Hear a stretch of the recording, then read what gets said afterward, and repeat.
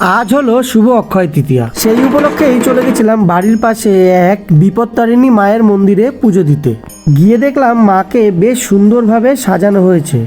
আজকে এখানে বাৎসরিক অনুষ্ঠান ছিল। যাওয়ার সাথে সাথেই দেখলাম পুজো শুরু হয়ে গেছে। ভাবলাম বেশি দেরি না করে চটপট মাকে অঞ্জলিটা দিয়েই দিই।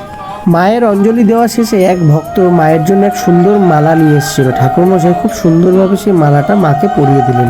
অঞ্জলি দেওয়ার পরেই ঠাকুরমশাই বলল, এবার আস্তে আস্তে মায়ের ভোগগুলো ঘরে নিয়ে যাও, আমি এবার সবাইকে শান্তির জল দিয়ে হোম যজ্ঞ শুরু করব।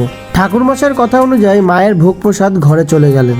ঠাকুরমশাই আবার পুজোয় বসে পড়ল এবং মায়ের হোম যজ্ঞ শুরু করার প্রস্তুতি নিয়ে নিল। খুবই যত্ন সহকারে ঠাকুরমশাই মায়ের হোম যজ্ঞ শুরু করলো।